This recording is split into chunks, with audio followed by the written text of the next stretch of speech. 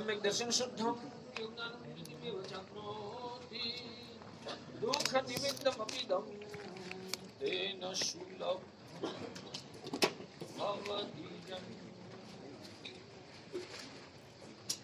भाग्यशालीओ, अनंत उपकारी परम करुणा सागर तारक देवाधिदेव तीर्थंकर भगवंतों ने जगत के जीव मात्र के कल्याण के लिए धर्म शासन की स्थापना की है।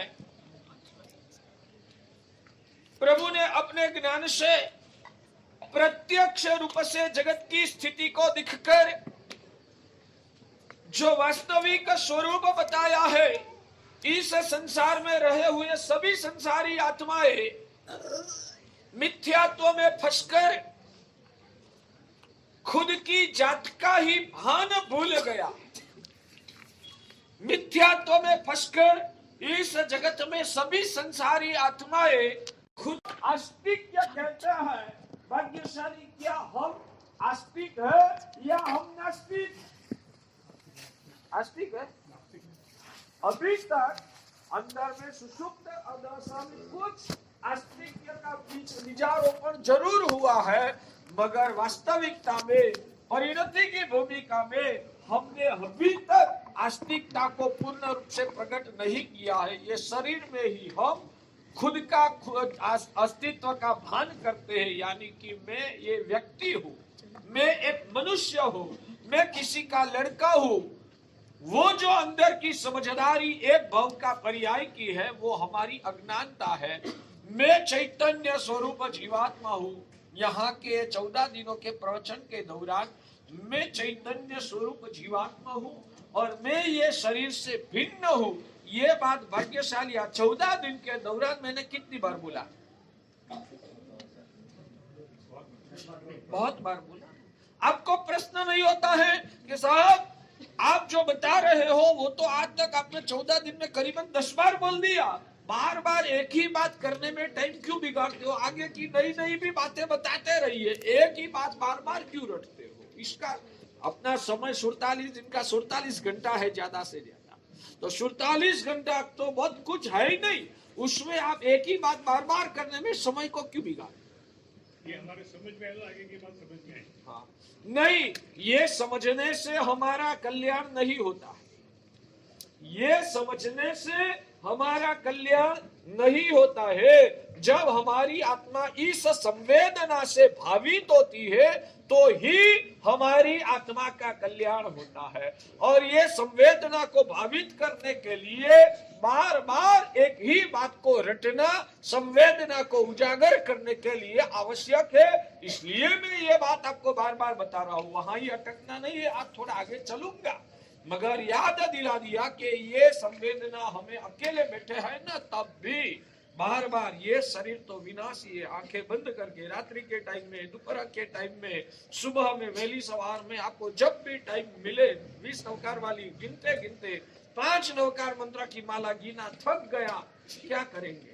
तो 2-5 मिनट नवकार वाली को सामने छोड़कर बस आंखें बंद करके मैं वो ध्यान करूंगा, वो भावना से वासित बनूंगा। ये शरीर तो विनाशी है, ये शरीर तो एक दिन राख में जल जाएगा। मैं ये शरीर को छोड़ के यहाँ से और कोई गति में चल जाने वाली चैतन्य स्वरूप में जीवात्मा हूँ। बस मुझे मेरी आत्मा का ही अनुभव करना है। ये शरीर में मुझे ममत्व नहीं करना है। ये शरीर के साथ जुड़ा हुआ संसार की आसक्ति में मुझे फंसना नहीं है। ये सब विनाशी है, पराई चीज है। ऐसी भावना को वासित करके अपना आत्मा का स्वरूप का हमें संवेदन अनुभव करना है। जितना उस ध्यान में हमारी स्थिरता बढ़ेगी, भगवान कहते कि उतना ही हमारी आत्मा का विकास होगा। ये चिंतन करना है, ये भावना करना है। भाग्यशाली किया इतने दिनों में ये साधना किया या नहीं? नहीं किया है तो कोई बात नहीं, आज से ये भी एक साधना है। ये संवेदना को अंदर से घूटना है। बाकी आज से शुरू करो। चलो, तो आनंदगंज जी महाराज ने सुमतिनाथ भगवान के स्तवन में लिखा है, त्रिविध सकल तनु धरगत आत्मा। त्रिविध सकल तनु धरगत आत्मा। तनु यानी शरीर। तनु शब्द संस्कृत शब्द है। तनु शब्द का अर्थ होता है शरीर। तनुधर यानी कि शरीर को धारण करने वाला, इसको तनुधर कहते हैं। हम सब तनुधर है भाग्यशाली। सिद्ध भगवान जो है ना वो तनुधर नहीं है, हम सब तनुधर है। तनुधर यानी कि शरीर को धारण करने वाली संसारी जो आत्मा है उसको तनुधर कहते हैं। तो त्रिविध सकल तनुधरगत आत्मा, तनुधरगत जो आत्मा है वो तीन भूमिका वाले, यानी कि इसमें मोक्ष में पहुंच गए हुए सिद्ध भगवान की कोई बात नहीं है। भाग्यशाली, आपका लक्ष्य क्या है? ये साधना करके आपको कहां पहुंचना है, क्या पाना है? सिद्धि गति कहो या मोक्ष कहो, दोनों एक ही चीज है। इसलिए जब भी नमो सिद्धाणम पद हम बोलते हैं तब सिद्ध भगवंतों को नमस्कार करना है और उस सिद्ध भगवंतों का आलंबन लेकर हमें भावना करना है कि मुझे भी एक दिन उधर जाना है और सिद्ध भगवान के पास मनोमन हमें ऐसी प्रार्थना करना है, हे सिद्ध भगवान आप कृत्य बन चुके हैं, आपने सभी कर्मों को जला दिया, आपने सभी संसार की पीड़ाओं से छुटकारा पा लिया।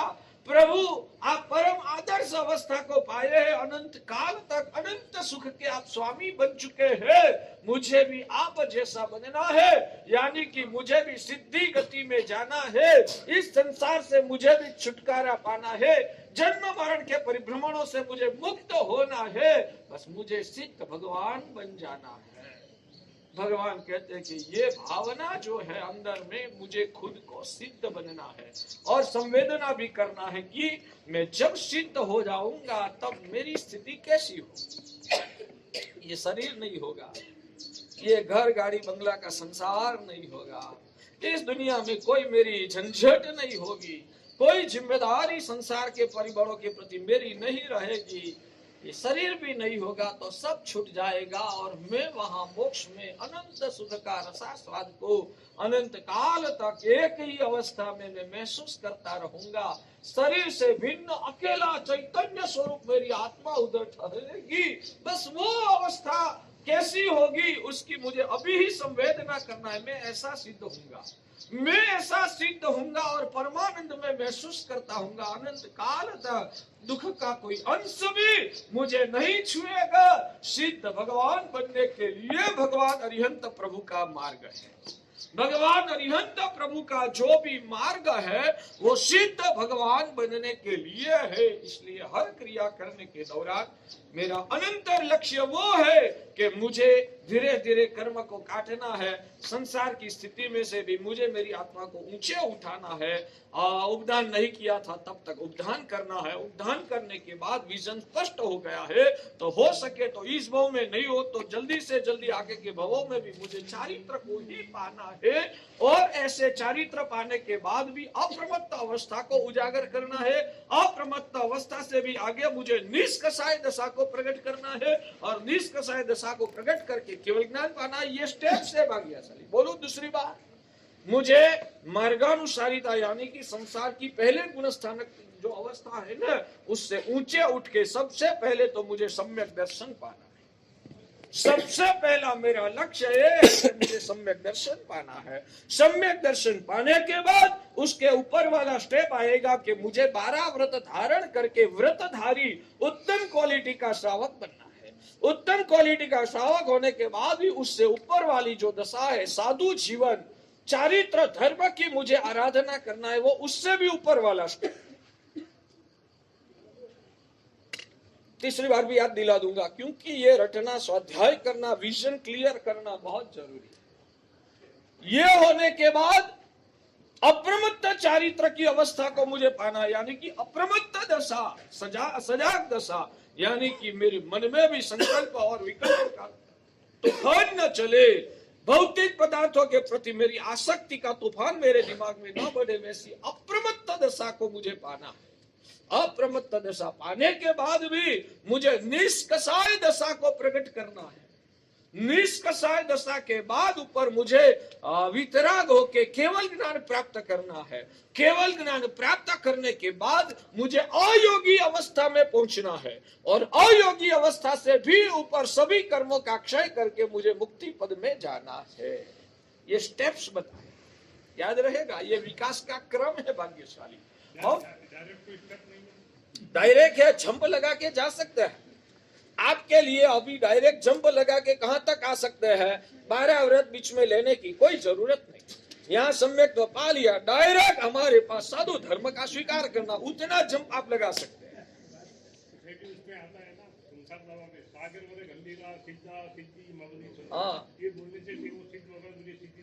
हाँ, बस सिद्ध भगवान तुरंत सिद्धि दे सकते हैं, तुरंत, कोई बीच में विलंब नहीं।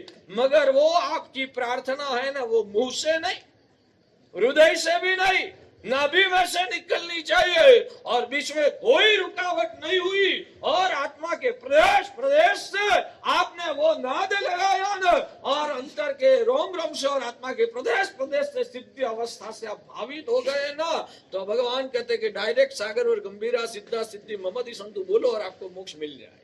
मगर ये आवाज अंदर से निकालने के लिए ये सब करने का, ये जो एक स्टेप बाय स्टेप आगे बढ़ना है ना, वो अंदर का आवाज को निकालने के लिए करने का है। अब गुण स्थानक की भूमिका के साथ ये सब बात आपको बताता हूं। जो भी नोट लेके बैठे हैं, थोड़ा लिखना है तो आप जरूर लिखिए। पहले अवस्था में भगवान कहते कि मार्गानुसारिता, मार्गानुसारिता यानी कि आपकी परिभाषा में बताऊं कि सदाचारमय पवित्र संस्कार युक्त ऐसा मानव जीवन, वो पहला गुण स्थानक है।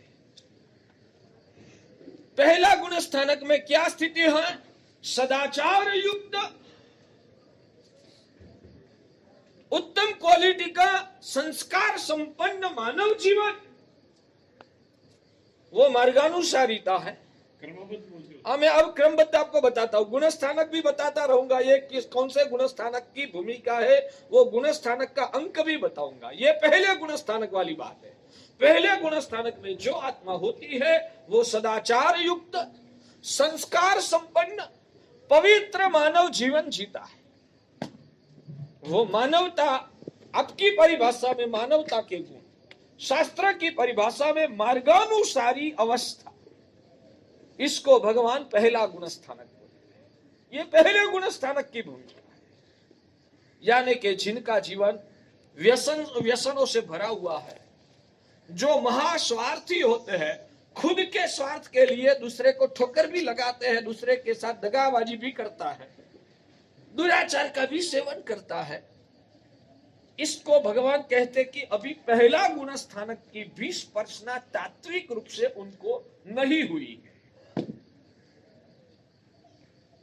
तो ये गुण स्थानक में भगवान कहते हैं कि मिथ्यात्व का अस्तित्व है, मिथ्यात्व का अस्तित्व है, मगर वो मिथ्यात्व अत्यंत मंद पड़ गया है। मिथ्यात्व का जोर प्रबल नहीं है, मिथ्यात्व का अस्तित्व है ही, मगर मिथ्यात्व मंद पड़ गया है। यानी कि कुछ लायकात अंदर की आत्मा की उजागर हुई। ये पहला गुण स्थानक समझ में आया। भगवान कहते हैं कि वहां से आगे जब जीव बढ़ता है, ज्यादातर सदगुरु का समागम पाने के बाद भगवान अरिहंत की और अरिहंत के मार्ग की प्राप्ति होती।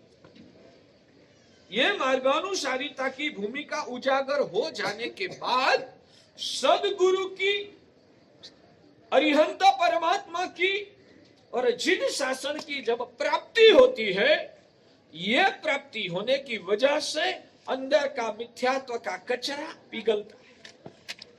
यह कचरा जब पिघलता है तब उसको आत्म तत्व का भान होता है और आत्म स्वरूप का भान होने की वजह से संसार और आत्मा का भेद, उसका भान क्लियर हो जाता है। यह सब भौतिक दुनिया उनको विनाशी महसूस होती है और अंदर का ओरिजिनल आत्म स्वरूप को उजागर करने की रुचि अंदर में पैदा हो जाती है, और वो रुचि धीरे धीरे जैसे जैसे सम्यक तो निर्मल होता है, वैसे वो रुचि इतनी घट्ट बनती है, इतनी दृढ़ बनती है कि अंदर का आत्मा को बचाने के लिए जरूरत रहे परिस्थिति ऐसी निर्माण हो जाए तो सभी संसार के फायदाओं को ठुकरा के भी वो अपनी आत्मा को संभालने की रुचि में विश्वास है,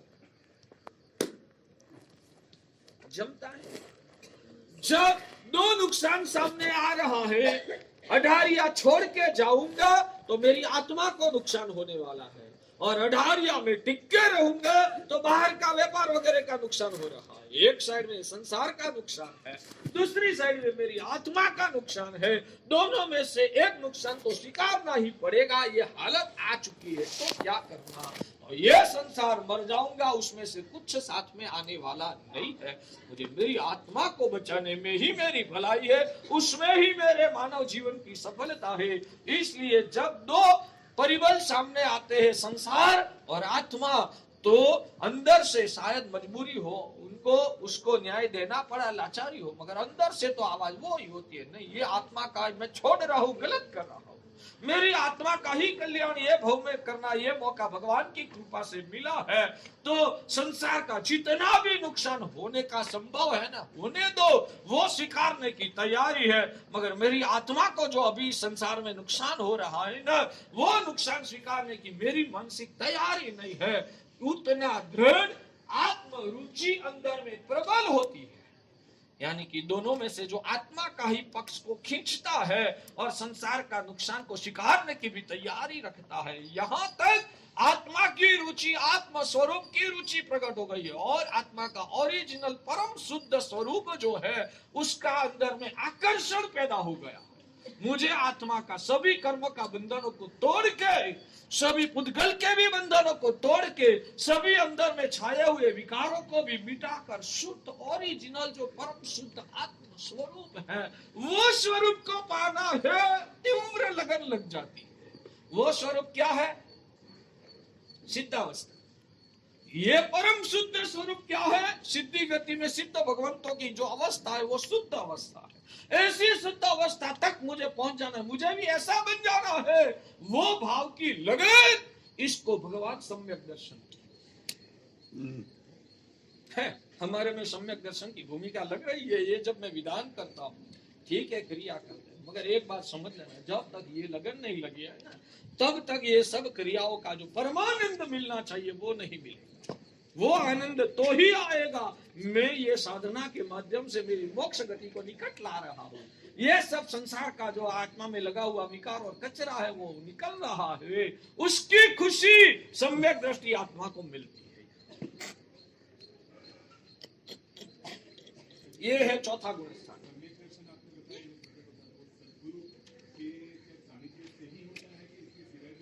ज्यादातर राजमार्ग वो ही है। राजमार्ग की बात करता हूँ, एवरेज 100 में से 98 लोगों को सदगुरु के समागम से ही मिलता है, ज्यादातर। इसलिए हमारे शास्त्र की परिभाषा तो मैं आपके सामने अभी तक लाया ही नहीं हूँ। शास्त्र की परिभाषाओं के साथ मैं प्रवचन करूंगा ना तो आप यहाँ टिकोगे भी। शास्त्र में तो शास्त्रीय परिभाषा बात वही है, मैं सिर पर ट्रांसलेशन करके आपकी परिभाषा में आपको समझाता हूँ। शास्त्र में इसके लिए शब्द प्रयोग लिखा है, निसर्गाद अधिगमाद्वा। तत्वार्थ सूत्र में ये शुरू में ही लिखा है, निसर्गाद अधिगमाद्वा। निसर्ग यानी कि स्वाभाविक रूप से भवितव्यता का परिपाक हुआ और अथड़ाते कुटाते अंदर से समझदारी खुल गई कि ये तो सब विनाश, ये छोड़ के जाना है। अंदर से ही आवाज आती है तो स्वाभाविक रूप से कर्म का क्षय होता है और स्वाभाविक रूप से उनको सम्यक दर्शन की स्पर्शना हो जाती है। मगर वो गिनो ना, 100 में से 98 बोलना वो भी मुझे कम लग रहा है। 1000 में 998 लोगों को सदगुरु के समागम से या तो कोई सदगुरु के रूप में कोई कल्याण मित्र मिल गया, सदगुरु के रूप में कोई किताब वगैरह मिल गई। किताबें लिखने वाले गुरु ही है ना, तो यानी कि प्रत्यक्ष रूप से या परोक्ष रूप से गुरु का समागम से ही आत्मा को सम्यक दर्शन की स्पर्शना होती है। इसलिए हे ज्ञानी भगवंतों ने बताया है कि आप कितने भी बार तीर्थंकर भगवान के पास जाओ, मगर गुरु के पास जाने के बिना आपकी आत्मा का प्रायः करके उद्धार नहीं। प्रायः करके भल हलुकर्मी आत्मा को भगवान की उपासना से बेड़ा पार हो सकता है। वो मार्ग नहीं है ऐसा नहीं, मगर ज्यादातर लोग उनको आत्मा का उत्थान करने के लिए सदगुरु के पास जाना, सदगुरु की उपासना करना, सदगुरु का उपदेश को झेलना, उनकी भक्ति और बहुमान करना, सदगुरु के माध्यम से ही सम्यक दर्शन प्रकट करने का, या तो प्रकट हुआ जो सम्यक है वो टिकाने का, वो सदगुरु की कृपा से, उनके आलम्बन से ही ज्यादातर संभव। इसलिए आप लोगों को आज मैं रिक्वेस्ट करता हूं कि हमेशा जीवन में सदगुरु का समागम है वो कभी भी छोड़ना नहीं। आपके वहां यहाँ गांव में सदगुरु भगवान पधारते हैं, मैं तो वहां तक कहता हूँ कि आप कितने पुण्यशाली है। बेंगलोर में एक ही उपास्य नहीं है, कितने सारे उपास्य, अक्कीपेट भी है, चिकपेट भी है, नगरतपेट भी है, विवीपुरम भी है, जयनगर भी है, चामराजपेट भी है, माधव नगर भी है, कुमारा पार्क भी है, कितने सारे राजाजी नगर है, कितने सारे उपास्य। तो मेरे संघ के उपास्य में गुरु होंगे तो मैं उस उपास्य में गुरु को वंदना करने के लिए, उनके मुंह से भगवान की बातें सुनने के लिए मैं जाऊंगा। मेरे संग में कोई भी गुरु महाराज विराजमान है तो मैं उनका वंदन करने के लिए, उनकी उपासना करने के लिए, उनका दर्शन करके मेरी आंखें और आत्मा को पावन करने के लिए मैं उनके पास जाऊंगा, उनके मुंह से भगवान के वचनों को सुनूंगा।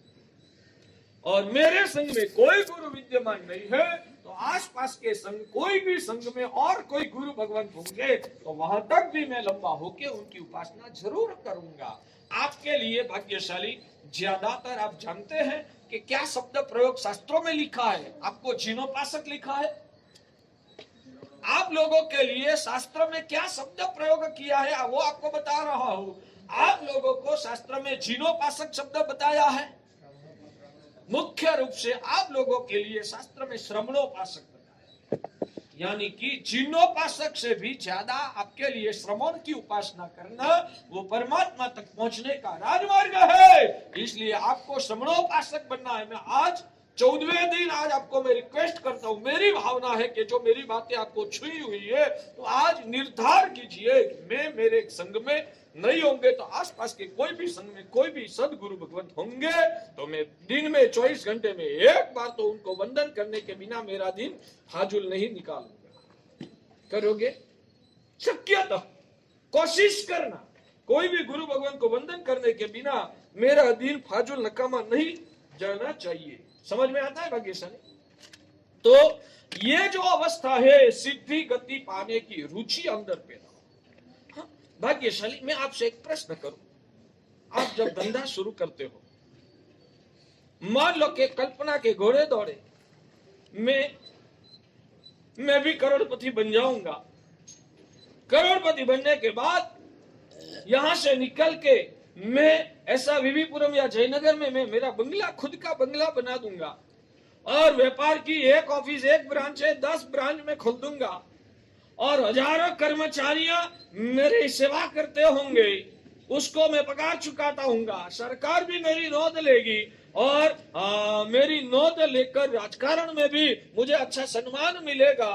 उस वक्त मेरा क्या दीदार होगा, मेरा क्या व्यक्तित्व होगा, मैं सबको क्या है कि इतना मेरा पावर होगा उस वक्त। वैसा आंखें बंद करके कभी आप कल्पना कर सकते हैं? करते हैं?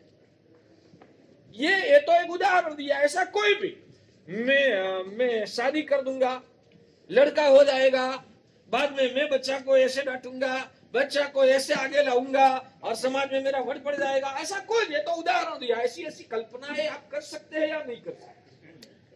भाग्यशाली भरत भाई, कल्पनाएं कर सकते, मगर वो वास्तविकता तो कभी घटी नहीं है।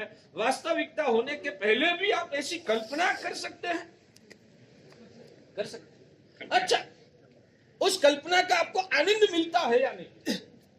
उस कल्पना का अभी तो वास्तव में आता है, आप ऐसे करोड़पति बने भी नहीं है, मगर सिर्फ कल्पना के अंदर आप डूब गए हो तो अंदर आनंद महसूस होगा या नहीं होगा?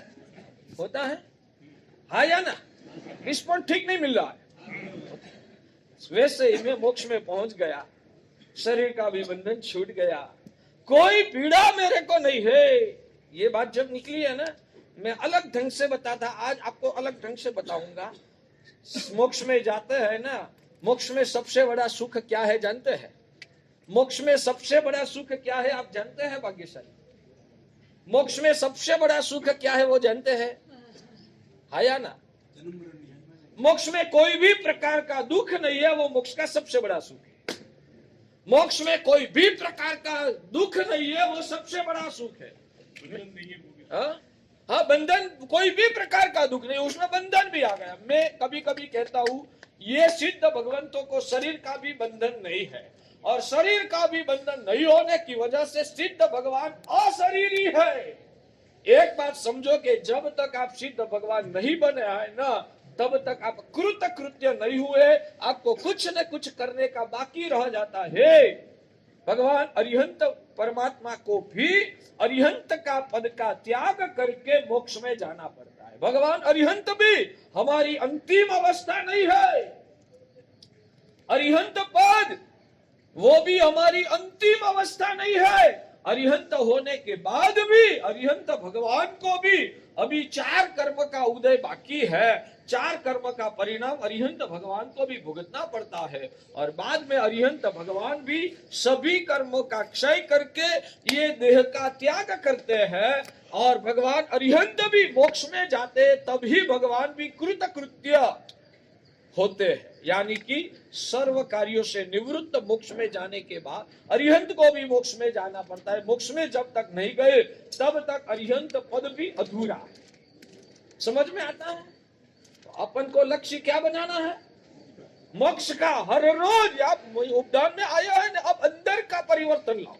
अंदर से आपकी सोच, समझदारी, विचारधारा और भावों में परिवर्तन आना चाहिए। मुझे ऐसा सिद्ध भगवान बनना है, मैं कब ऐसी अवस्था को महसूस करूंगा? और यह अवस्था का सिर्फ संवेदन करने से परम सुख मिलता है। यह भी बस मैं मोक्ष में चला गया, शरीर का भी बंधन नहीं, कोई राग नहीं, कोई द्वेष नहीं, कोई अहंकार नहीं, कोई तृष्णा नहीं, कोई अपेक्षा नहीं, कोई कर्म नहीं। इस वजह से कोई बाहर की संजोग नहीं, और बाहर के कोई संजोग नहीं होने की वजह से संजोग जन्य कोई भी प्रकार की पीड़ाएं नहीं। बस परमानंद, परमानंद, परम समाधि, परम समाधि।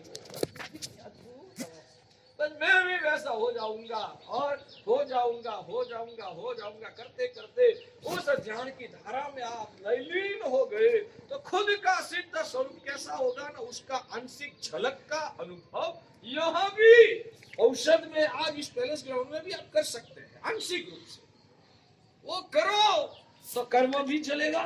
ये ध्यान करने से भी भगवान कहते हैं कि कर्म चलते हैं, और ऐसी अवस्था की कल्पना भी आनंद देती है और अंदर के विकारों को मिटाती है। वो सब साधना करना है। सिर्फ 100 क्षमा समर्पण दे दिया और 100 लोगों का कायोत्सर्ग कर दिया, अंदर से ऐसी ध्यान की धारा को उजागर नहीं किया, आत्मा को हमने ऐसे तैयार नहीं किया, ऐसी भावनाओं से वासित नहीं किया, तो ये उपदान का जो वास्तविक आनंद है ना, वो नहीं हो पाए।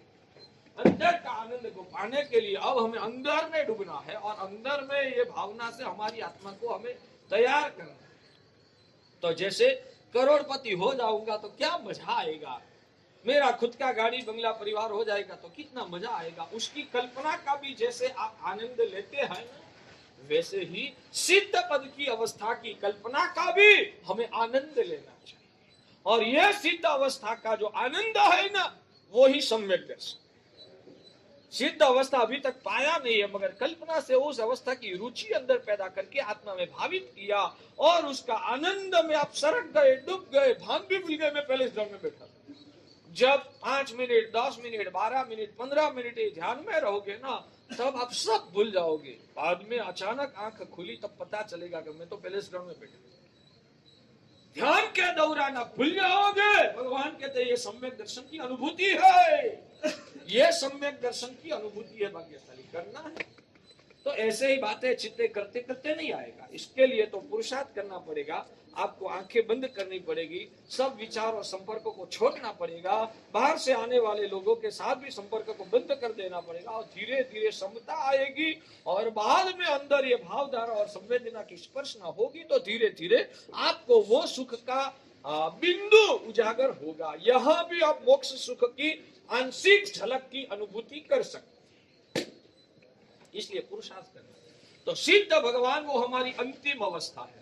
अरिहंत भगवान को भी सिद्ध बनना पड़ता है, आचार्य भगवान को भी सिद्ध बनना पड़ता है, उपाध्याय भगवंतों को भी सिद्ध बनना पड़ता है, साधु भगवंतों को भी सिद्ध बनना पड़ता है। सभी को एक दिन सिद्ध होना है, और जब सिद्ध हुआ तब सभी काम खत्म।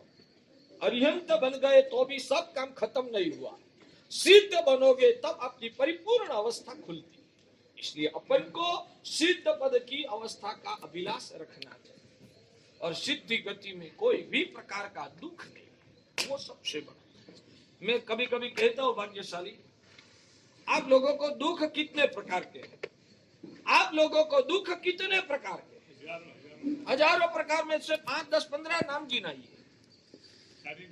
शारीरिक दुख में रोग आएगा, मानसिक दुख, आर्थिक दुख, सामाजिक दुख, पारिवारिक दुख, हाँ, आध्यात्मिक दुख के भी आध्यात्मिक में नहीं आया पूजा पाठ। उसका तो कहाँ दुख है आप लोगों को? आध्यात्मिक दुख तो है ही नहीं, कहाँ आध्यात्मिक दुख अंदर में महसूस होता है। मैं कभी इसको थोड़ा खुल के बाल परिभाषा में बताता हूँ कि भाई मच्छर काटता है तो दुख लगता है या नहीं? मच्छर काटे तो दुख होता है। कैंसर हो जाए, सारे डॉक्टर ने डिक्लेयर कर दिया कैंसर हो गया तो दुख होता है, होता है। एक्सीडेंट हो गया तो दुख होता है। हाँ, घर में पत्नी झगड़ा करती है तो दुख होता है। झगड़ा करती है नहीं तो आप करते हो, वो नहीं करती है तो क्या आप करते हो? झगड़ा करती है तो दुख होता है ना? क्यों शर्म आती है? हम जानते ही, आप हाँ बोलो तो भी हम जानते हैं, आप ना बोलो ना तो भी हम तो जानते ही है कि आपके घर की हालत क्या है। वो रोज का हो गया, इसलिए कोई बोलने की कोई बड़ी बात नहीं है, पूरा डूब गए उसमें तो मजा आता है। दुखी ठीक है, हम बात को कैसे भी घुमाएंगे, मगर अंदर तो उसकी बेचैनी रहती है, हर रोज कट करती है, क्या क्या समझती नहीं है, कैसा स्वभाव लेके आई है, होता है ना दुख, एक प्रकार का वो दुख। ऐसे आपकी कभी इज्जत चली जाती है, कोई आपके पर आक्षेपबाजी करते और समाज में आपको बदनाम करते तो दुख होता है। और राजकीय कोई प्रेशर आया तो दुख होता है। यानी कि बहुत सारे दुख के प्रकारों में से मैंने 5-10 दुख आपको बताया। मेरा सवाल ये है कि मच्छर किसको काटता है? शरीर वालों को काटता है या शरीर बिना वालों को? मच्छर किसको काटता है भाग्यशाली? शरीर वालों को काटता है या शरीर बिना वालों को काटता है? शरीर। एक्सीडेंट किसको होता है? शरीर वालों को एक्सीडेंट होता है या शरीर वगैरह वालों, शरीर बिना, जिनको शरीर नहीं है उनको एक्सीडेंट होता है? कैंसर किसको? जवाब इतना तो मुझे दीजिए भाग्यशाली, आज नीवी मिलने वाली है। ये सभी शरीर वालों भी होता है। हाँ, मगर एक एक को हमें खुल के बोलना है। एक साथ सब बोल देंगे ना कि सब दुख उससे होता है तो इतना फीलिंग नहीं आएगा। फीलिंग करने के लिए एक एक बात को याद करके बोलना है कि कैंसर किसको आता है? शरीर वालों को या शरीर बिना वालों को? इज्जत किसकी जाती है? शरीर वालों की इज्जत जाती है या शरीर बिना वालों की इज्जत जाती है? अच्छा, वैसे राजकीय प्रेशर किनके पर आता है? हाँ, ये शरीर वालों को या शरीर बिना वालों को? पारिवारिक दुख जिसको होता है वो किसको होता है? शरीर वालों को या शरीर बिना वालों को?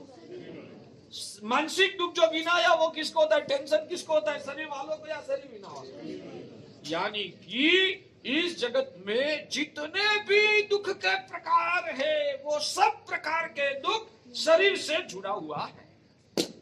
पक्का?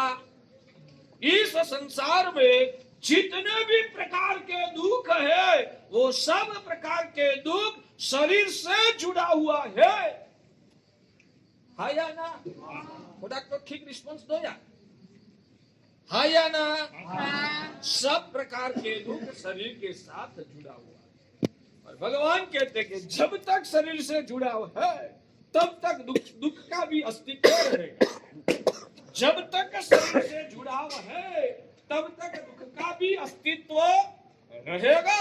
इन दुखों को मिटाना है तो क्या करना पड़ेगा? सही बात है।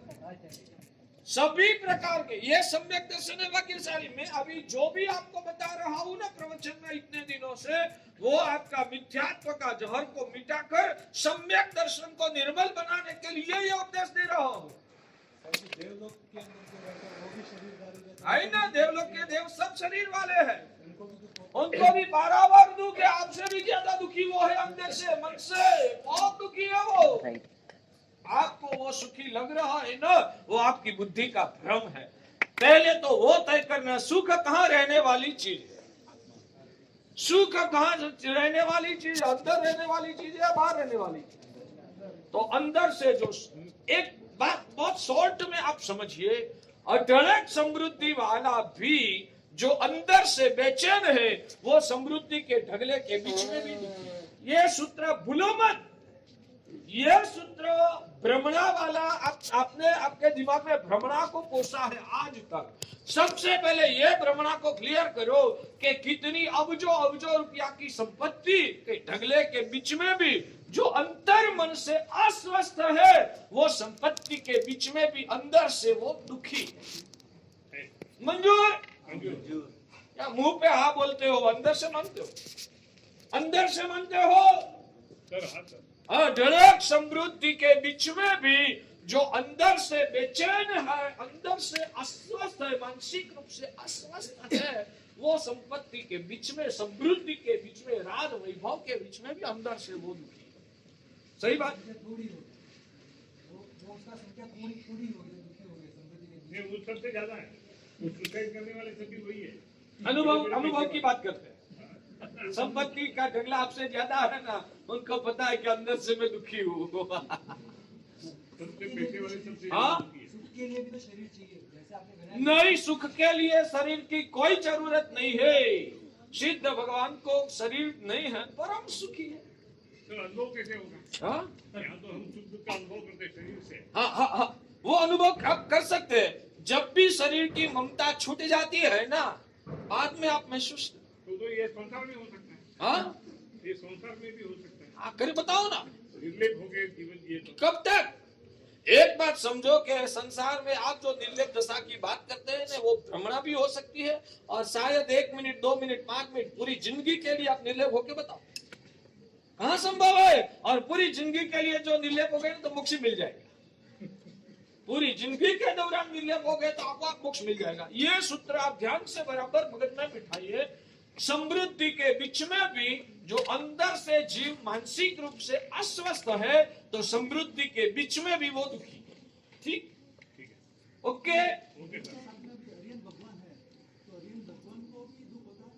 अरिहंत भगवान का इतना प्रकृष्ट पुण्य होता है, उस वजह से अरिहंत भगवान को हमारी परिभाषा में दुख नहीं गिना जाता। फिर भी शास्त्र में तो लिखा है कि हर 15 कभी भी सुख या दुख निरंतर 15 दिन से ज्यादा टिक नहीं सकता।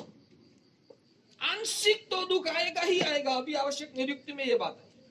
अभी थोड़े दिन पहले हम जो शास्त्र आवश्यक निरुक्ति पढ़ते हैं, उसमें ये बात आई कि कितना भी शायद अनुत्तर विमानवासी देव भी क्यों ना हो, 15 दिन में एक बार तो एक आंशिक दुख की झलक तो महसूस होगा।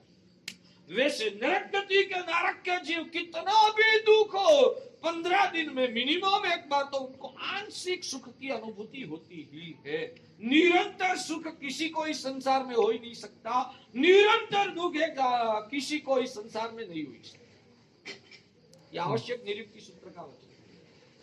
भाग्यशाली अरिहंत भगवान को भी, हाँ, मगर वो इतना कम मात्रा में हो तो ज्ञानियों ने इसकी नोंद भी नहीं लिया। ज्ञानियों ने बताया अरिहंत परम सुखी, परम सुखी यानी कि सिद्ध भगवान जैसा तो नहीं, फिर भी परम सुखी। महामंत्र नमस्कार में पहला नाम अरिहंत को दिया, दूसरा नाम सिद्ध भगवान को क्यों दिया? इसका कारण एक ही है कि मोक्ष का स्वरूप भी आपको किसने बताया? सिद्ध भगवान की भी पहचान आपको किसने करवाई? अरिहंत ने करवाई। अरिहंत हमारे परम उपकारी है। अरिहंत ही हमको भगवान के साथ, जो सिद्ध पद के साथ, सिद्ध भगवान का स्वरूप के साथ जोड़ने वाला है। इसलिए उपकारी के रूप में अरिहंत को पहला स्थान दिया, मगर ऊंचाई के बारे में तो सिद्ध भगवान ही सर्वोच्च लेवल पे। ठीक है, ध्यान करना चाहिए सिद्ध पद का। इतनी सारी क्रिया है, ध्यान की टाइम नहीं। हमारे वहां तो 24 घंटा खमा समण देते देते भी अरिहंत का ध्यान होता है।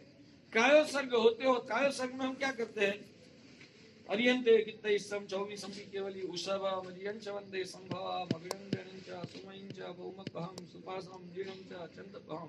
तो उस वक्त जब उषव मदियं च संभवम् अभिनन्दनं च बोलते तब क्या करता है? हमारा दिमाग कहाँ भटकता है? दिमाग को वो परमात्मा पद के ध्यान में ही हमें लयलीन करना है। खमा समण में भी क्या करना है? इच्छामि खमा समणो वंद्युम जानी चाहे निसी आए मतैन वंदामि। किसको वंदन करते हो? पत्थर को। भान होता है ना, मैं नमस्कार महामंत्र को पंच परमेष्ठी को नमस्कार करता हूँ, तो उसमें भी ध्यान की धारा चालू ही होती है। अरे हमारे यहाँ तो गोचरी करते करते भी साधु ध्यान में होते हैं, गोचरी करते करते ध्यान में रहते हैं। ध्यान तो निरंतर चलने वाली चीज।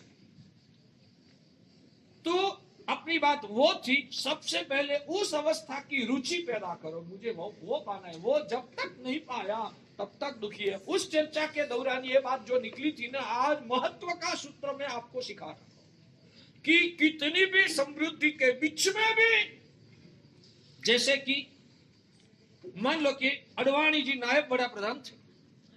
अडवाणी जी नायब बड़ा प्रधान थे जब आपके पास समृद्धि ज्यादा थी है, या उस वक्त उनके पास ज्यादा थी? उस वक्त जब नायब बड़ा प्रधान के पद पे वो थे, तब वो अडवाणी जी अंदर से सुखी थे या अंदर से दुखी थे? जानते हो, सुखी थे या दुखी थे? हाँ, सच में कारण क्या?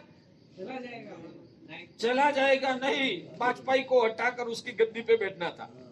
बड़ा प्रधान का पद पाना है, नहीं पाया, उनका नसीब नहीं, वो अलग बात। मगर अंदर में मनसा क्या थी? मुझे प्रधानमंत्री बनना है। वो प्रधानमंत्री बनने की लालसा, वो लालसा ने उनको नायब बड़ा प्रधान पद की खुशी को नहीं महसूस करने दिया। मैं जो बोल रहा हूं वो समझ में आता है? उदाहरण है, मैं उनको पूछने के लिए नहीं गया हूं, मगर इस जगत में जो होता है वो मैं उदाहरण के रूप में आपको बताता हूं। संभव ये है, तो बड़ा अडवाणी जी नायब बड़ा प्रधान पद की चेयर मिलने के बाद वो खुशी थे या असंतुष्ट, बेचैन थे? जवाब चाहिए आपकी पास से मुझे। अंदर से असंतुष्ट, यानी कि मानसिक रूप से वो व्यथित थे, वो अंदर से बेचैन थे, अंदर से कुछ दुख उनको अंदर से महसूस हो रहा था, यानी कि यह पद का वैभव भी उनको खुशी नहीं दे पाया। सही बात या गलत? सही दीक्षित भाई, सही या गलत? कारण क्या? बाहर से आपसे भी शायद 1000 गुनी संपत्ति होगी उनके पास, फिर भी अंदर से वो बेचैन। सही बात? तो उसका मतलब मानो कि जब अंदर मन स्वस्थ नहीं है तो बाहर की अब्जों रुपया की संपत्ति, चक्रवर्ती का साम्राज्य भी आपको अंदर से स्वस्थ यानी कि आनंद महसूस नहीं करा सकता। ये आपके लिए पूरा प्रवचन का सार ये है। चक्रवर्ती का साम्राज्य या वड़ा प्रधान पद की पदवी, वो भी अंदर से जो आप बेचैन है। अमेरिका का प्रेसिडेंट जब उसका इलेक्शन होता है ना, इलेक्शन होने के बाद कुछ 2, 3, 4, 6 महीना के बाद उसकी पुरानी मुदत खत्म होती है। वहां ये हाँ, वहां की सिस्टम ये प्रकार की है कि अभी इलेक्शन होगा, मान लो कि ये 10वां कौन सा महीना चल रहा है? नवंबर में इलेक्शन डिक्लेयर होता है, जनवरी में वो सीट ग्रहण करते हैं। हाँ, जनवरी में नया जो प्रेसिडेंट होता है वो सीट ग्रहण करते हैं। नवंबर में रिजल्ट आ गया, पुराना जो बड़ा प्रधान हार गए, फिर भी 1 महीना तक तो वो प्रेसिडेंट की 3 महीना तक प्रेसिडेंट की गद्दी पे वो बाद में भी होते हैं। उस दौरान ये पद का उसको खुशी कितनी होगी? पद तो कैसा है? हाँ, उसको पूरे महासत्ता का प्रेसिडेंट का पद खुद के पास होने के बाद भी वो अंदर से बेचैन होते हैं। सही बात? हाँ? तो उसका तात्पर्य तो निकालो, उसमें से आप कुछ तो सीखो। ये सब आप दिखते हैं ना, जैसे मैंने ये दिखा, आप भी दिखते ही हो ना, आपको भी पता है कि दुनिया में क्या चलता है। उसमें से आपने क्या सीखा? उसमें से आपने क्या सीखा? ये सीखना चाहिए कि अभी 3 महीना तक ये पद खुद के पास रहने वाला है, फिर भी अंदर से वो उदास होते हैं, अंदर से वो निराश होते हैं। होता है ना? तो उसका मतलब क्या हुआ कि महासत्ता का साम्राज्य भी उनको खुशी नहीं दे सकता है जो अंदर से वो व्यथित है। तो सही बात, सही बात।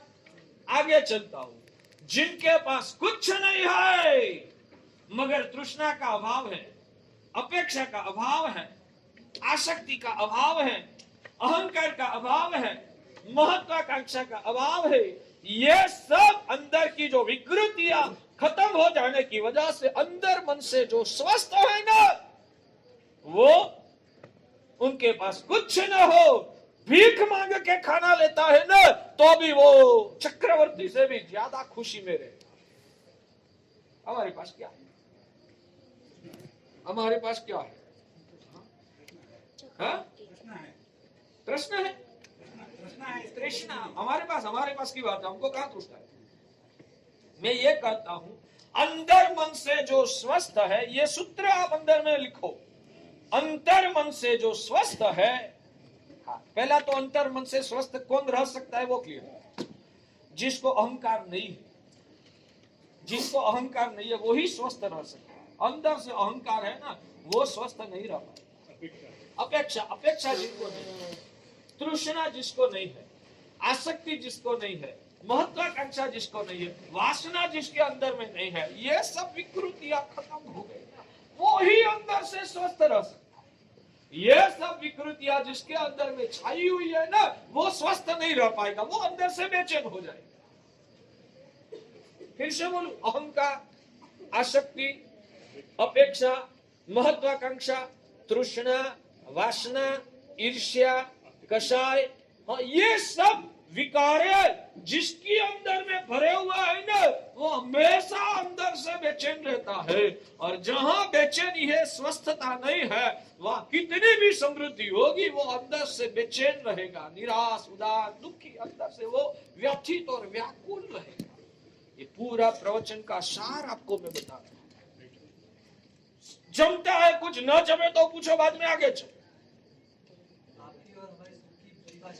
आपकी जो सुख की परिभाषा, मैं जो बोल रहा हूं आपको वैसा सुखी होना है तो ये करना, और आपने जिसको सुख माना है वो ही आपको पाना है, और उसमें ही आपका विश्वास है। यहाँ आने की भी जरूरत नहीं है, क्यों इधर आते हो? यहाँ पैसा मिलने वाला नहीं, यहाँ तो पैसे को छोड़ना ही है। यहाँ खाने का मिलेगा नहीं, यहाँ तो भूखा ही रहना है। यहाँ सब छोड़ के आना है, यहाँ आपको गद्दी पे बैठना नहीं, आपको जमीन पे बैठना है, यहाँ तो सब छोड़ना है। क्यों इधर आते हो? यहाँ आपका काम ही नहीं है। ये तो जो वहां से थका है और वहां से विश्वास जिनका भीग गया है कि वहां मैं सुख की कल्पना से इतनी साल गमाया, मगर यहाँ तो पारावार बेचैनी है, वहां शांति नहीं है, मजा नहीं है, खुशी नहीं है। जिनका संसार के पर से विश्वास टूट गया है, उनका ही इधर काम है। जिनको संसार के पर विश्वास है ना, भगवान ने तो हमको वहां तक कह दिया कि उनको तो उपदेश भी देना नहीं। अपात्र है।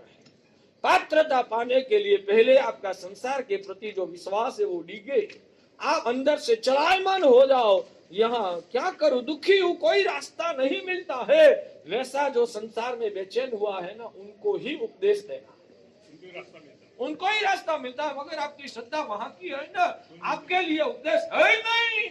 आपको लगता है कि संसार में इतनी करोड़ों की संपत्ति के बाद भी अंदर से बेचैन हूं, इनको ही इधर आना है।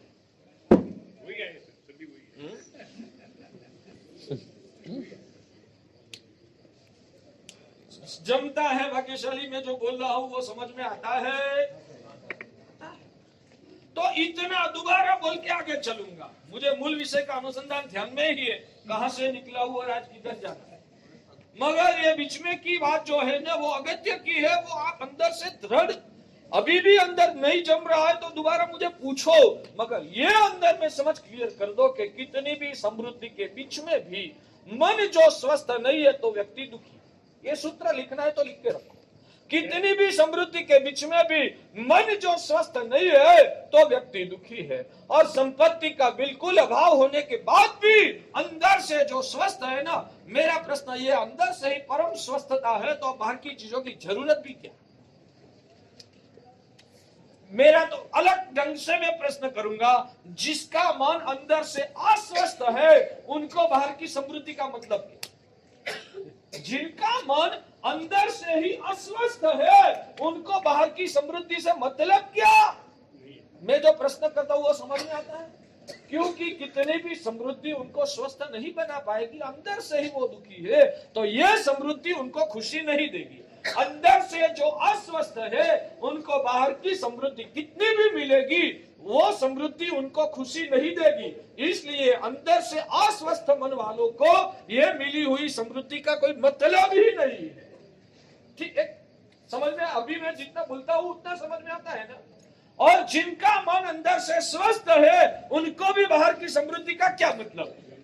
क्यों? अंदर से ही स्वस्थ है तो बाहर की समृद्धि की जरूरत नहीं है। यानी कि बाहर की दोनों एंगल से जो अंदर से दुखी है उनके लिए भी बाहर की समृद्धि का मतलब नहीं है, अंदर से स्वस्थ है उनके लिए भी बाहर की समृद्धि का मतलब रहता नहीं। पूछना है तो पूछ। मोह से जो मूड बना हुआ है ना, मोह से जो मूड है, जो अपनी विवेक बुद्धि को उजागर नहीं करता है, वो भ्रमणा में सनक के क्षण भर के लिए उसमें से मजा लेता है और बाद में उसका ही परिणाम स्वरूप वो आत्मा संसार में दुखी होता है। संसार क्यों आसार है? 15 कारण दिखाऊंगा, मगर वो 15 कारण छूटे वाले भी प्रवचन सुनेंगे और पौषध वाले भी प्रवचन सुनेंगे। मेरा प्रवचन का शब्द एक ही होने के बाद भी असर में बहुत फर्क होगा। जिनको ये 15 कारण की असर को महसूस करना है, ये वातावरण में रहना।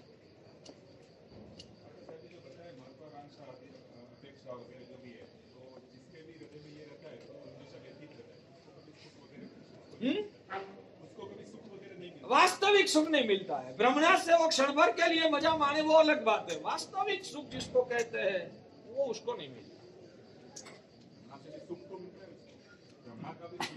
ठीक है, एक एग्जांपल जैसे किसी को डॉक्टर बनना है, देखो वो उसकी महत्वाकांक्षा है, अच्छी पढ़ाई करता है, उसका मतलब क्या? परमानेंट जिंदगी के संदर्भ में उसका मतलब कितना? मैं आपको एक बात कहूं, भाग्यशाली वो पूरनपुरी वाला उदाहरण दिया था ना मैंने, अकी बेटी पूरनपुरी अच्छी या बुरी? पूरनपुरी अच्छी चीज है या बुरी चीज है? भाग्यशाली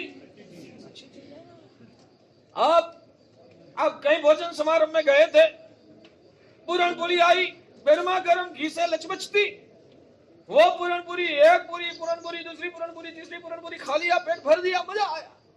बाद में गुलाब जामुन आया, क्या होगा? गुलाब जामुन नहीं मिला उसका दुख होगा, गुलाब जामुन नहीं खा पाता हूँ उसका दुख होगा, या पूरनपुरी कहाँ खा लिया उसका दुख होगा। यानी कि जो खाया ना वो ही आपको गुलाब जामुन खाने में अवरोध पैदा करता है। जो खाया ना वो ही गुलाब जामुन खाने में अवरोध पैदा करता है। भाग्यशाली अभी गुलाब जामुन को आने की 15 मिनट की देर है, 15 मिनट तक भूखा रहो तो गुलाब जामुन का खाने की मजा ले पाओ, मगर 15 मिनट तक भूखा रहने की तैयारी नहीं है तो गुलाब जामुन की मजा को छोड़ना पड़ेगा। मैं वो कह रहा हूं कि संसार के क्षणिक जो डॉक्टर बनने का, इंजीनियर बनने का, श्रीमंत बनने की जो मजा है ना, वो ही मजा मोक्ष का सुख को पाने में अवरोध पैदा करती है। भाग्यशाली तो इस चीजों को अच्छी मानना या बुरी मानना, इस चीजों को अच्छी मानना या बुरी मानना? भाग्यशाली जो ये समझदारी जिनकी उजागर हुई है ना, वो ही सम्यक दृष्टि है। जो इतना क्लियर नहीं सोच सकता है और आसक्ति में फंसकर जो मिला उसका ही आनंद लेने में अटक जाता है ना, भगवान कहते हैं वो सब मिथ्या दृष्टि। सम्यक दृष्टि आत्मा परिणाम तक सोच के तत्काल मिलने वाला सुख को भी दुख का मूल समझ के, परम सुख में अवरोधक समझ के उसको छोड़ने जैसा है वैसा अंदर से मानता, अंदर से आवाज आती है नहीं उसमें बसना नहीं है, ये मारक है, ये आगे का विकास में अवरोध करने वाला है, आत्मा को बर्बाद करने वाला है, दुर्गतियों की परंपरा का सर्जन करने वाला है, इसलिए फिलहाल मजा कराता है तो भी वो पसंद करने जैसा नहीं है वैसा जिनको अंदर से आवाज आती है ना, भगवान कहते हैं वो आत्मा सम्यक जमता है। तो आप में जो समृद्धि में सुख माना, समृद्धि में ही सुख मानना वो मिथ्यात्व है। आत्म स्वरूप में सुख पड़ा हुआ है, वैसी श्रद्धा अंदर से उजागर हो जाता, वो सम्यक। कोई ऐसा केस नहीं हो सकता जब समृद्धि भी हो और मन भी स्वस्थ हो, वो तो सोने की शुरुआत हो जाएगी। एक बात सुनो, जिसकी स्वस्थता पराकाष्ठा तक पहुंच जाती है ना, वो तो इसकी नोंद भी नहीं लेता है। मन में कुछ भी बेचैनी है ना, तो ही उनको बाहर की चीजों का गौरव लेना पड़ता है, उसकी खुशी को उसमें से खुशी लेना पड़ता है। वो ही सूचित करता है कि अंदर से वो दरिद्र है। बाहर से इंसुलिन किसको लेना पड़ता है? इंसुलिन लेने से मजा आती है ना? हाँ, मजा होती है। नहीं लेंगे तो बेचैन हो जाएगा, डिस्टर्ब हो जाएगा, वीकनेस लगेगी। इंसुलिन लेने से स्फूर्ति टिकती है ना? इंसुलिन लेने से स्फूर्ति टिकती है ना? तो वो इंसुलिन बाहर से लेना पड़ता है। उसका मतलब क्या? अंदर से कमी है। अंदर से कमी है तो ही बाहर से लेना पड़ता है। और अंदर भरपूर इंसुलिन पैदा होता है तो पास में ही इंसुलिन की बोतलें पड़ी है तो उनको लेने की जरूरत नहीं है। वैसे बाहर का सोने में सुहागा कब करना पड़ता है? सोने में ही कुछ कमी है तो ही सुहागा करना पड़ता है। मेरा तो सोना ही सुहागा है, तो बाहर का सुहागा की जरूरत कहाँ है? बक्सरी खुद यही सम्यक दर्शन। तो सिद्ध भगवान को शरीर ही नहीं है, इसलिए शरीर जन्य जो भी इस जगत की पीड़ा है, एक भी प्रकार की पीड़ा नहीं। और अंदर से तृष्णा का अभाव और परम समाधि की अवस्था होने की वजह से वो परमानंद में महलते हैं। और परमानंद में महलते हैं तो इनको ये भौतिक सामग्रियां का आसारा की कोई आवश्यकता ही नहीं है। इसलिए उधर परम सुख। भगवान कहते कि इस जगत के सभी जीवात्माओं का टोटल अनंत काल का टोटल सुख मिला हो ना, वो सुख जितना होता है ना, उससे भी एक जीव का एक अक्षर का सुख अनंत गुना ज्यादा है। वो सुख की चरम सीमा उधर है।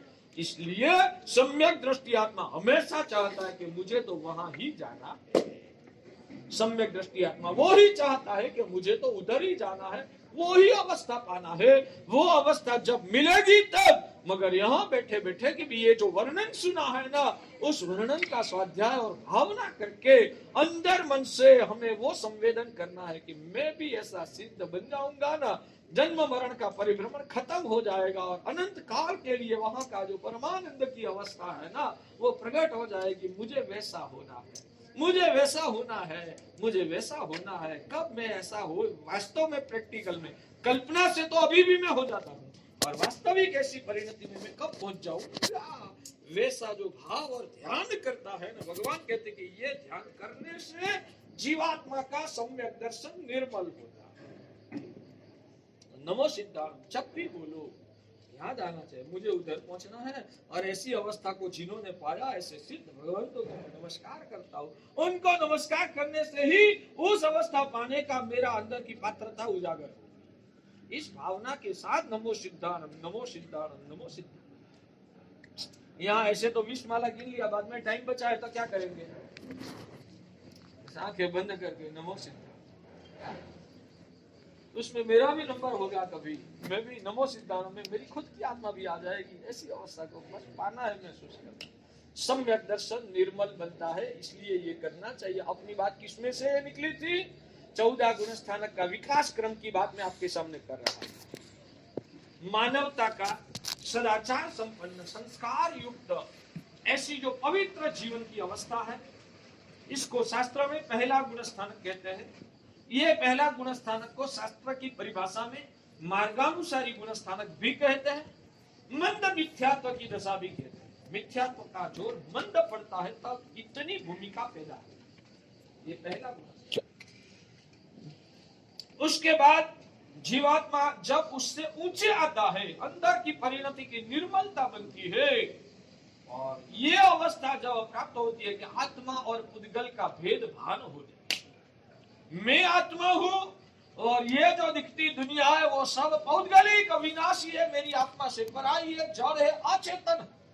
और मैं चैतन्य स्वरूप, अनंत नाम दर्शन और अनंत गुणों के भंडार स्वरूप, मैं सिद्ध भगवान जैसी पवित्र आत्मा हूं। खुद की आत्म स्वरूप में रुचि करना, आत्म स्वरूप में श्रद्धा रखना, आत्म स्वरूप को पैदा करने का अभिलाष रखना और आत्म स्वरूप से पराया सब असार जिसको महसूस होता है, भगवान कहते हैं कि वो चतुर्थ गुण स्थानक सम्यक दर्शन गुण स्थानक कहते हैं।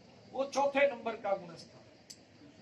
दूसरा और तीसरा को अभी आप टच ही नहीं करना, वो अलग भूमिका में। जब आत्मा एक बार सम्यक दर्शन पाने के बाद गिरता है, ऐसी ऐसी हालतों में वो विशेष अवस्था, और वो भी थोड़ी क्षणों के लिए ही होती है। इसलिए ज्ञानी भगवंतों ने भी उसका आता है तो बताया, उसको ज्यादा अभी टच करना नहीं। वो जब आपका 14 गुण स्थानक का डीपली जब अभ्यास हो जाएगा, बाद में ये दूसरा तीसरा गुण स्थानक क्या है वो कभी अनुकूलता होगी तो चर्चा करेंगे।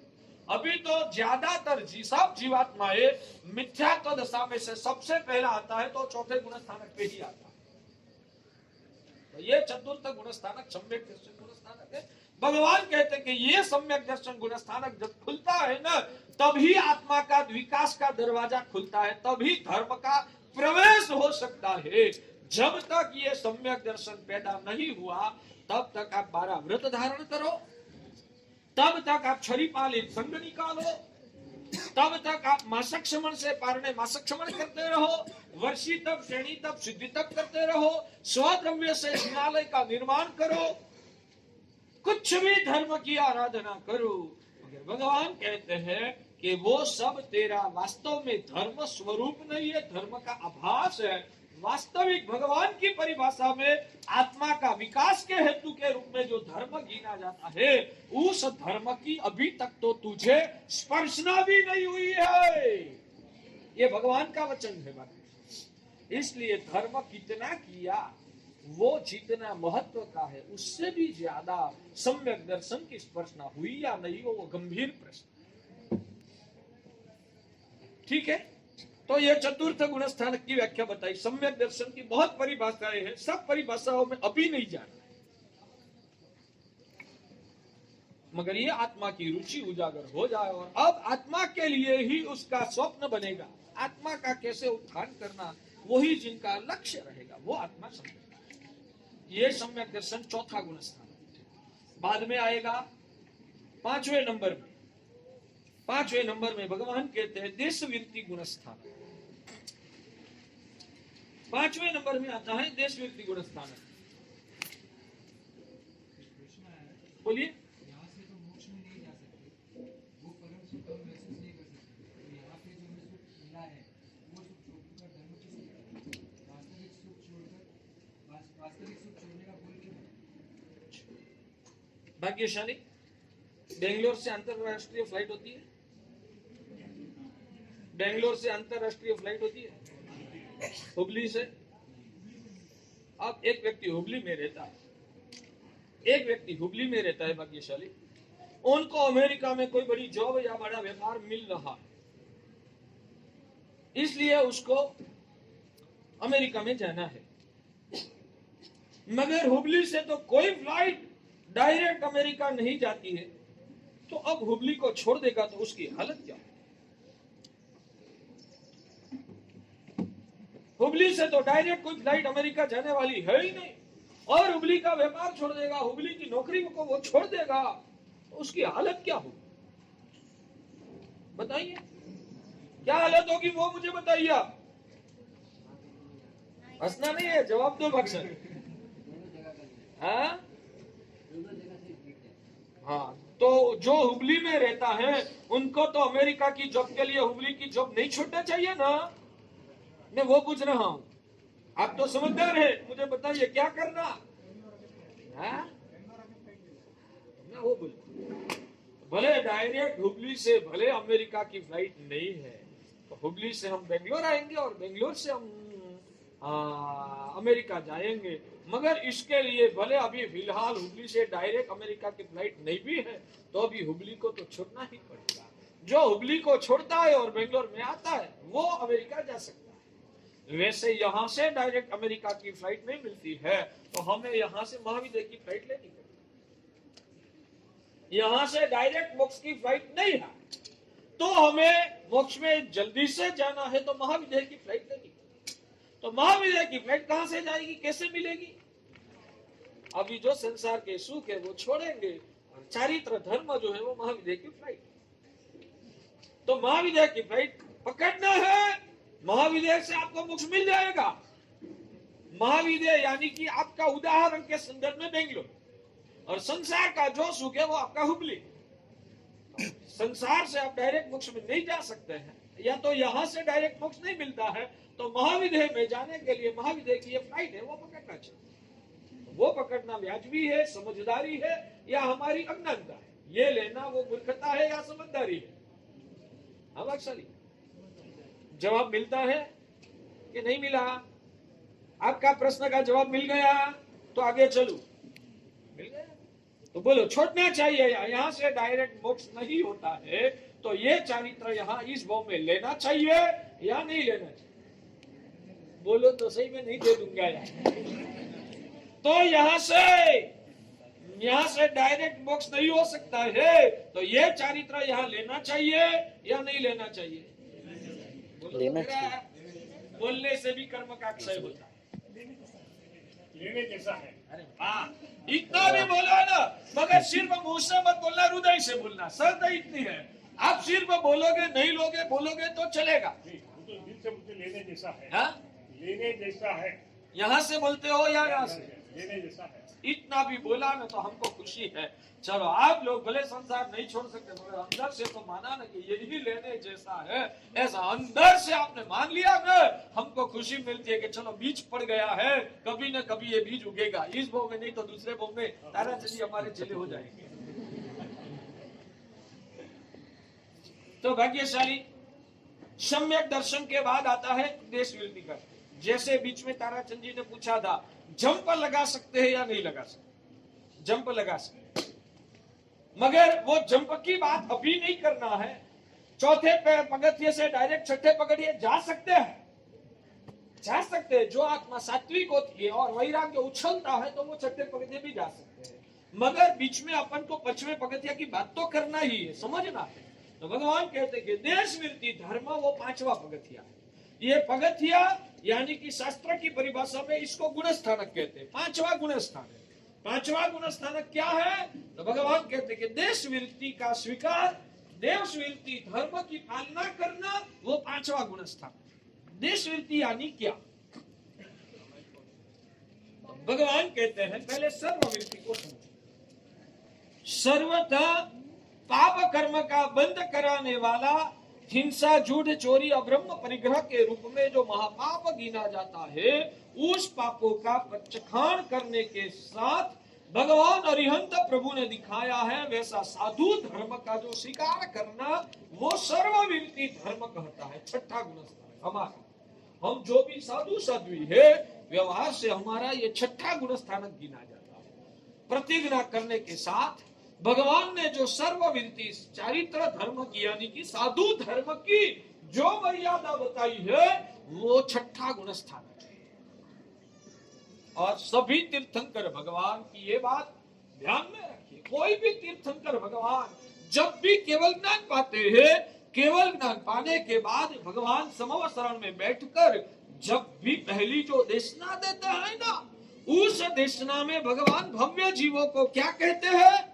नमो तीर्थस्थ। नहीं, नमो तीर्थस्थ तो सिद्ध भगवान ने नमस्कार किया, या तो धर्म तीर्थ को नमस्कार किया।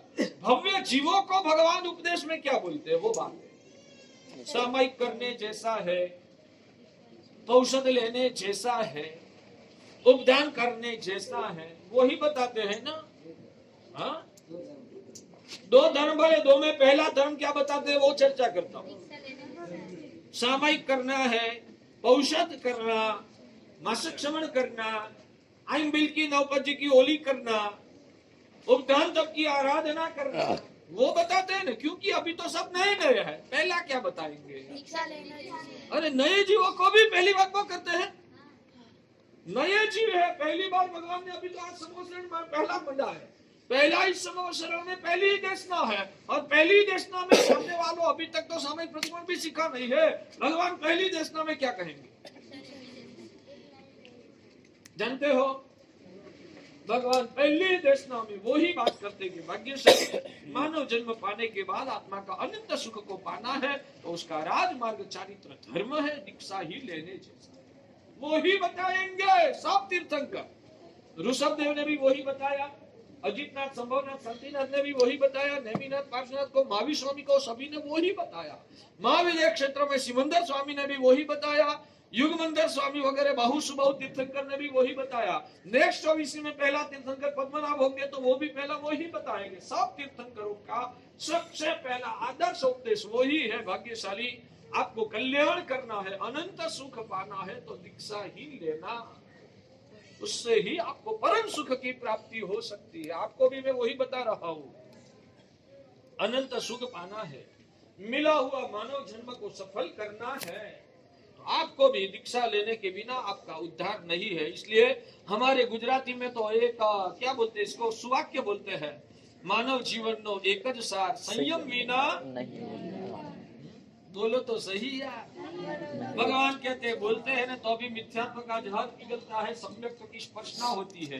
बोलते बोलते भी हमारा चारित्र मौल्य कर्म का क्षय होता है, तो कम से कम नारा तो लगाओ, मानव जीवन नो एक ज सार, नहीं नहीं बोलेंगे, बोलो ना।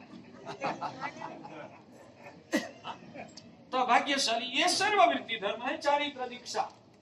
आपको भी श्रावक सम्यक दर्शन आपको है या नहीं, उसका एक प्रमाण क्या राहुल भाई, सम्यक दर्शन प्रकट हुआ या नहीं हुआ है, उसका एक प्रमाण आपको आज बता। हाँ वो तो बराबर, मगर सम्यक दर्शन पर प्रकट हो जाता है, उसकी नाभि में से आवाज क्या निकलती, संयम ही लेने जैसा है। मैं संसार में फंसा हुआ हूं, ये गलत है, दीक्षा ही लेने जैसा है। वो नाद रोम रोम से निकलता है तो समझना कि सम्यक दर्शन है, और ये नाद अंदर से नहीं निकलता है। भले आप 12 व्रत धारण करो, मासिक श्रवण करो, तपस्या करो, भगवान के आपको सम्यक दर्शन। सम्यक दृष्टि आत्मा का ये लक्षण है कि इनको संसार छोड़ने जैसा अंदर से भासता है। भले नहीं छोड़ सकता है, मजबूरी है, सत्व नहीं है, वैराग्य नहीं है, नहीं ले सकता है, अलग, मगर उनको पूछो तो आवाज तो वही निकलेगा, सच्चा मार्ग यही है। ये नहीं लिया तो मानव जीवन निष्फल है। मैं कब दीक्षा लूंगा, नहीं ले सकता हूं, मेरी मजबूरी है। जो लेते हैं उसको धन्यवाद है, जो ले रहे हैं ना उनको मेरी ओर से मुझे सपोर्ट करना चाहिए। अभी आपकी सभा में से एक पुण्यशाली मुझे कल मिले, उन्होंने मुझे बताया, पूछा हमारे साथ जो जो दीक्षा दी है ना, अभी आज ज्यादातर सब दीक्षा दी आज निकल गए, अभी खुद के घर गए। क्यों गए जानते हो? खुद के माता पिता को मनाने के लिए कि अब तो दिवाली आएगी, नया कार्तिक की पूनम आ जाएगी, तो हमको दीक्षा की अनुमति दो। वैसा अपने अपने मम्मी पापा को समझाने के लिए वो आज निकल गए। तो अभी जो बच्चे यहाँ थे ना, चौमासा के पहले हमारे साथ और एक लड़का था, चौमासा के पहले और एक लड़का हमारे पास था। वो लड़का को उनका घर के संयोगों की वजह से हमने भेजा कि भाई तेरी माता पिता के प्रति जो जिम्मेदारी है ना, वो जिम्मेदारी निभाना तेरा कर्तव्य है। मैंने सामने से भेज दिया। वो लड़का ये पुण्यशाली जो चौमासा के पहले हमको मिले थे और उस लड़का को उन्होंने दिखा था। तो ये भाग्यशाली ने हमको पूछा कि महाराज साहब वो लड़का किधर गया? और अच्छी परिणति थी उसकी भी, चारित्र की अभिलाष था। तो उनको पता था उनके घर में भोजन लेने के लिए भी वो बचा गया था। इसलिए वो भाग्यशाली ने पूछा महाराज साहब वो लड़का किधर? हमारे कृपा रत्न विजय ने बताया कि उनका घर का जो प्रॉब्लम है, तो उसकी वजह से गुरु महाराज ने बोला कि तेरा कर्तव्य तुझे निभाना है, तू घर में जा, तेरा मम्मी पापा के प्रति तेरी जिम्मेदारी है वो निभाना। मैंने सामने से भेजा तो वो पता चला हमारे से उसको प्रॉब्लम क्या, प्रॉब्लम जाना। उसने बताया हमारे साहब हमारी ओर से उस प्रॉब्लम को हम मिटा सकते हैं, तो आप हमको वो लाभ दीजिए। हमको पता नहीं है कि क्या प्रॉब्लम आप जानो, मगर उनको कोई मान लो कि उदाहरण के रूप में उनको कोई आर्थिक प्रॉब्लम है, उस वजह से वो अटक रहा है। महाराज साहब हमारी संपत्ति क्या काम की, हमने लाखों करोड़ों अब्जों रुपया कमाया। जो कोई आत्मा संसार छोड़ के निकल रहा है उनको चारित्र लेने में सहयोग देने के लिए हमारी संपत्ति जो सहयोग में आ सकती है, हम तो नहीं ले सकते। इतना हमारा सत्व नहीं है, उतना हमारा वैराग्य नहीं है, उतनी हमारी घर संजोगों की या उम्र की अनुकूलता नहीं है। जो भी कारण हो हम नहीं ले सकते हैं, मगर हमारी संपत्ति के माध्यम से किसी को सहयोग हो जाए और कोई आत्मा चारित्र लेने के लिए निकले, उसमें हम निमित्त बने, तो वैसा हमारा सौभाग्य कहां से। सम्यक दृष्टि आत्मा होती है न, चारित्र जिनको अच्छा लगा है उसके अंदर में से ये आवाज आती है, मैं भी कब चारित्र रहूंगा, और दूसरे लोग भी कब चारित्र को ही पाके अपना कल्याण करे, वो ही उनके अंदर में तीव्र अभिलाष रहता है। और इसलिए कोई भी व्यक्ति के बारे में सुने ना कि इसने चारित्र लेने का पसंद किया, उनका अंतर नाचता है। किसी का भी सुना ये आत्मा ने संसार छोड़ के दीक्षा लेने का मन बनाया, वो नाचेगा, वाह धन्य है, कितना पुण्यशाली, आज के कलिकाल में यह सब छोड़ के आत्म साधना करने का उनको मन हो रहा है और चारित्र लेने की भूमिका तक पहुंच गया, धन्यवाद है, उनका जीवन सफल है। वैसा सोच सोच के सम्यक दृष्टि की आत्मा किसी का भी संयम की बात के सुन के उनका अंतर नाचता है, वो सम्यक दर्शन का लक्षण है। और कोई चारित्र लेता है तो मैं मन से, वचन से या काया से, धन से, तन से, जैसे भी मैं क्या कैसे सहयोग कर सकता हूँ, वो उनके अंतर में हमेशा अभिलाष रहता है, यानी कि हमेशा वो चारित्र के लिए पॉजिटिव रहता है, वो आत्मा सम्यक। मैं नहीं ले सकता हूँ, रोता है। सम्यक दृष्टि आत्मा जो होता है ना, वो भगवान के चरणों में जब भी दर्शन करने के लिए जाता है ना, आंख में आंख मिलाता है और भगवान की पर इस ऊंचाई के सामने मेरी हालत क्या है, मैं फंस गया हूं, वो अंदर से रोता है, किसी के सामने नहीं बोल सकता है ना, भगवान के सामने वो रोता है, क्या हालत होगी, ऐसे ही जिंदगी बर्बाद हो जाएगी, कितना भाव भटकना पड़ेगा, ऐसा अनमोल मौका मिला है, फिर भी उल्लास नहीं होता या संयोग अनुकूल नहीं है तो अभागी हूँ, अभागी हूँ, ऐसा करके अंदर से जो भगवान के सामने रोता है, वो आत्मा सम्यक। भगवान कहते हैं कि ऊपर ना पांचवा या छठा गुण स्थानक की स्पर्शना करना ही है, मगर उससे पहले ये चौथा गुण स्थानक की भूमिका को मजबूत बना। चौथा गुण स्थानक में आ गया, वो आत्मा संयम ले पाएगा या नहीं ले पाएगा, लेने जैसा तो वो ही है, जो लेते हैं वो धन्यवाद। आज मैं आपको रिक्वेस्ट करता हूँ, भाग्यशाली अज्ञान की वजह से आज तक ये धर्म का महिमा और स्वरूप आपने नहीं जाना था, आज से दृढ़ निर्धार करो, मेरे से हो पाएगा तो मेरा सगा होगा या पराया होगा, मेरे से जब तक होगा मैं किसी को भी चारित्र लेने में समर्थन करूंगा, सहयोग करूंगा, उसका अनुमोदन करूंगा, मगर किसी को रुकावट करने का पाप तो मैं मन से भी कभी नहीं करूंगा। इतना तो कम से कम निर्धार करोगे, चाहे मेरे घर का लड़का लड़की, चाहे मेरे नजीक के सगे वाले हो या मेरे गांव वाले हो, मेरे समाज वाले हो या कोई बाहर वाले हो, कोई भी व्यक्ति दीक्षा की बात करता है ना, सबसे पहला मेरा दिल खुशी होगा, उसको अवरोध करने का तो मैं स्वप्न में भी नहीं दिखूंगा। करोगे, वो भी रिस्पॉन्स कितना ठंडा ठंडा आता है। हाँ क्या भाग्यशाली, करोगे? करो, आपके खुद को बचाव करने के लिए जरूरी है। तो जिनको चौथे गुण स्थानक की स्पर्शना हो गई है, वो दीक्षा को ही लेने जैसा मानता है, इसलिए हो सके तो जंप लगा के सर्ववृत्ति ग्रहण करेगा, हो सके तो, न होगा तो दूसरे नहीं होता है तो कम से कम देश वृत्ति में बहुत सारे विकल्प है। जो 12 व्रत आपको सिखाया जाएगा, 12 में से एक भी व्रत लिया तो आप व्रत, जितना सम्यक दृष्टि होता है तो ज्यादा से ज्यादा व्रत में पोते अंदर आने का कोशिश करता है। तो एक सामयिक भी करो तो वो भी देशवृत्ति है, एक दिन के लिए आपने कोई विगई का त्याग किया, नवकाशी का पचखान भी किया तो भी आप देशवृत्ति। एक मैं पान मसाला नहीं खाऊंगा, इतना भी अभिग्रह लिया तो भी आप देशवृत्ति। मैं दारू जुगार मांसाहार शब्द व्यसन नहीं करूंगा, वो भी देशवृत्ति है। यानी कि कम ज्यादा उसमें हजारों लाखों करोड़ों नहीं, अब्जों भांगा है, असंख्य भांगा है, असंख्य भांगा यानी विकल्प है। कोई भी विकल्प से आपने छोटा बड़ा कोई भी व्रत नियम लिया तो आपको देशवृत्ति प्राप्त होगी। समझ में आता है? तो ज्यादा से ज्यादा व्रत लेने का, ऐसे तो भावना तो वही है, सर्ववृत्ति लेना है। सर्ववृत्ति नहीं ले सकता हूं तो देशवृत्ति में भी ज्यादा से ज्यादा व्रत पचखान करके मुझे पाप का पचखान करना है, वो देशवृत्ति कहा जाता है। यानी कि पूर्ण रूप से जिन्होंने साधु व्रत ग्रहण किया वो छठा गुण स्थानक सर्ववृत्ति, और आंशिक रूप से जिन्होंने व्रत पचखान लिया है, इसको देश व्यक्ति नाम का 5वां गुण स्थानक कहा है। तो ये 5वां और 6ठा गुण स्थानक की बात किया। आगे का मैंने जो स्टेप्स बताया था, निष्कषाय दशा, वितराग दशा, उसके बाद आएगा केवल ज्ञान, उसके बाद आएगा योग निरोध, और उसके बाद आएगा मोक्ष। ये भूमिका का निष्कषाय दशा किसमें गुण स्थानक में होते हैं, वितराग दशा, केवल ज्ञान कितने में गुण स्थानक में होते हैं, योग निरोध कितने में गुण स्थानक में होते हैं, वो बात कल के प्रवचन में शायद आगे बताऊंगा। ये भूमिका करके अपना मूल विषय था कि वही त्रिविध सकल तनु धर्गत आता। ये सब जो 14 गुण स्थानक है ना, वो सब शरीरधारी को ही होता है। ये जो पहले गुण स्थानक से लेकर देशवृत्ति गुण स्थानक, सर्ववृत्ति गुण स्थानक, निष्कषाय दशा, केवल ज्ञान और योग निरोध की भूमिका, ये जो मैंने बताया ना, वो सब किसको होते हैं, शरीरधारियों को, तनुधर्गत आत्मा, संसारी शरीरधारी आत्मा की ये 14 गुण स्थानक की विकास यात्रा है। ये 14 गुण स्थानक को पार करके जो ऊपर चला जाता है, उसको सिद्ध भगवान।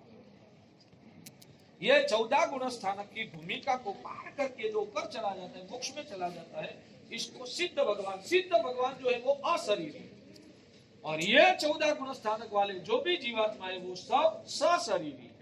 तो त्रिविध सकल तनु धर्गत आत्मा, उस पंक्ति को लेकर हमें विवेचन आगे चलाना है। उसमें 3 प्रकार के जीवों में अंतरात्मा आएगा, बहिरात्मा आएगा और परमात्मा आएगा। बहिरात्मा किसको कहते हैं, अंतरात्मा किसको कहते हैं और परमात्मा किसको कहते हैं, वो विवेचन आगे के प्रवचन में आपके सामने रखूंगा। ये सब सुनकर आपकी आत्मा को आप निर्मल बनाने के लिए पुरुषार्थ करके मिला हुआ ये अवसर को सफल बनाओ, वो ही अंतर से